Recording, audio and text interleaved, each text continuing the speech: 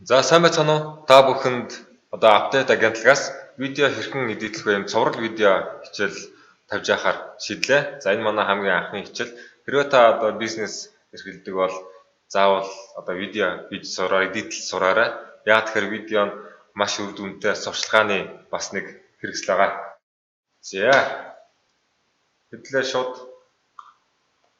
одоо програма татах зааварчилгааг шууд үзүүлчихье.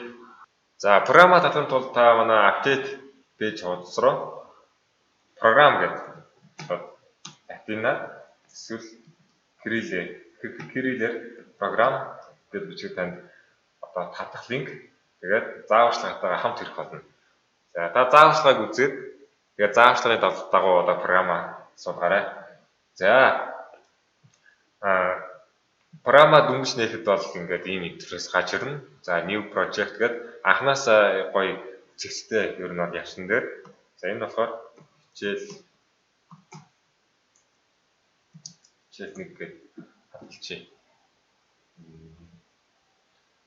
Энэ дээр одоо энэ хэсэгт бол яг өөрийнхөө ашиглах видеонуудаа одоо гар утсаараа ч юм уу хийсэн видеонуудаа оруулж ирээд бэлдчих хэрэгтэй. За одоо манай хамгийн ихний монтажлах видео бол за энэ байна. Ингэж 20 удаа клик хийгээд оруулаад ирчихнэ. За 20 удаа дарахаар ингэ үзэх боломжтой. За энийг маус 2-оо эндээ маус 2-оо дараад new sequence from clip гэдэг. Тэгэхээр ийм timeline гэдэг sequence гэдэг нэг юм үүсч байна. Timeline ингээд цаг хугацааны боловсроо. За энэ дээр одоо энэ дүрсээ хувааж тастаад эдитлэх боломжтой. За би бол одоо эхний ээлжинд энэ дүрсийг зүгээр хамгаалж үзүүлээ. За манай лого байна. Логогоо бид ашиглаж байгаа бүх материалаа энэ дээр ингээд оруулаад байна. За энэ лого болохоор аль болох одоо цоосон файл байх хэрэгтэй. Уг бол вектор файл. Манай энэ бол одоо яг вектор файл байна лого. Хэрвээ та ийм вектор файл байхгүй бол зүгээр логогоо гоё Photoshop дээр цоолоод тэгээд PNG-гээр цоосон хэлбэрээр нь одоо хадгалчих хэрэгтэй. Тэгвэл дүрсэн дээрээ ингээд чирээд ачаар тавихад цаатлын дүрсэн нэг харагдаад цэвэрхэн харагдана гэсэн. За энэ дээрээ дахиад одоо сонгоод одоо энэ логогоо сонгоод effect controls гэдэг зүйл рүү ороод хэмжээг нь жижигсгээд за 10 15 жоохон зүүн болгоод энэ болохоор x y-гээр зөөж байгаа. Тэгэхээр ингэж байгаа. За энэ одоо таны интерфейс минийхээс жоохон ялгаатай байвал та Windows руу ороод workspace editing гэдгийг сонгочвол яг минийх шиг болчихноо. Тэгээд интерфейсээ мэдээж ингэж хооронд нь зайг ингэж харуулж болно. За би хамгаалж байгаа учраас одоо логогоо ингээд нийт гიშгнийхээ урттай тэнцвүүлчихлээ. За тэгээд төсгөл дээр нь одоо ингээд нэг жоо хар хэсэг явж байгаа миний гიშгэн дээр. Тэгээд цаана бол одоо хөгжим бол явж байна. Тэгэхээр яг энэ харж байгаа хэсэг дээр явж хасалчихна.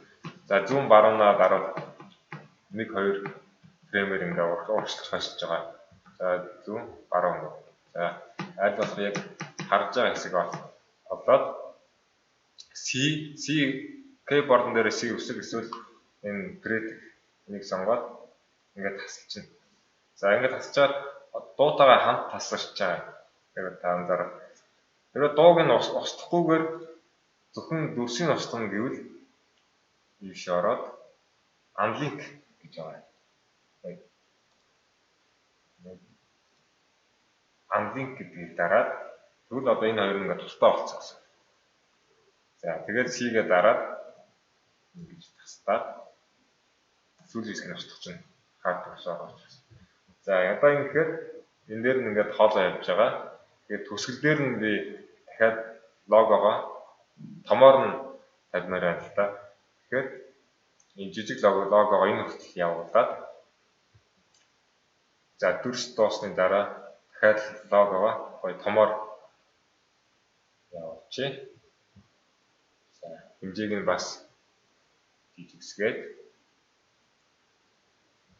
За тоглолбол жагаад хөв. Яа. Ингээд манай одоо дүрс маань маш хөнгөн хэмжээнд одоо рендерлээд гаргахад бэлэн боллоо. За рендерлэн гэдэг нь одоо тухайн дүрсээ ингэж яг үзэхэд бэлэн болгоод гаргана гэсэн үг. Тэгэхээр би энэ таймлайн дээр одоо аль хүртэл рендерлэх вэ гэдгээ одоо сонгож өгнө. За хүсгэл дээр нь аваачаад за mark out гэхээр за эхнээсээ энэ хүртэл би одоо рендерлэнэ гэж тэмдэглэж байгаа гэсэн. Mark энэ болохоор эхлэлийн цэг нь одоо тэмдэглэж байгаа. Одоо ингэхээр яг эндээс энэ хүртэл рендерлэнэ.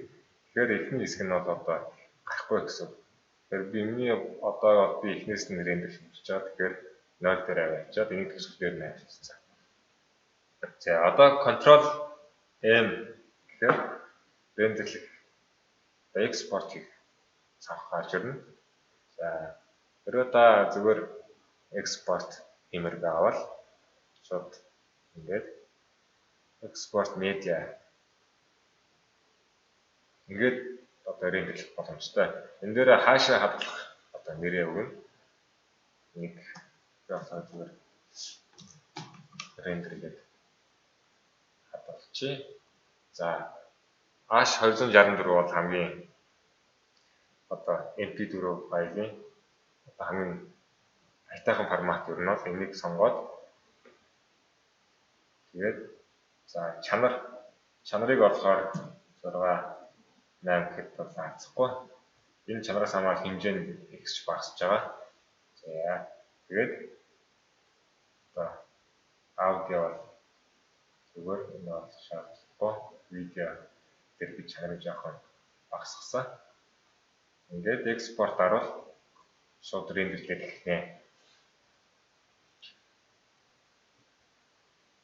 За манай бичлэг одоо үзэл бэлэн болсон байгаа.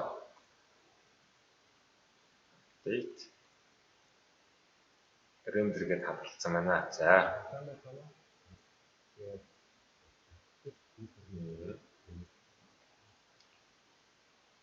За манай эхний хичээл ингээд бэлэн боллоо. Та одоо өөрөө гар утсаараа бичлэгээ сайхан хийгээд өөрийнхөө логогоо тавиад рендерлээд ингээд гаргаад пэйж хуудсан дээр тавих боломжтой шүү. За энэ нэг бол одоо манайх пэйж хуудсан дээр тавина. Тэгээд энэ бол одоо гэрэл зургийн сургалт байгаа. Тэгээд яг манай одоо гэрэл зургийн сургалт энэ видеоны доор комент бичээд энэ сургалтыг 50% хөнгөлөлтөд авах боломжтой байгаа шүү.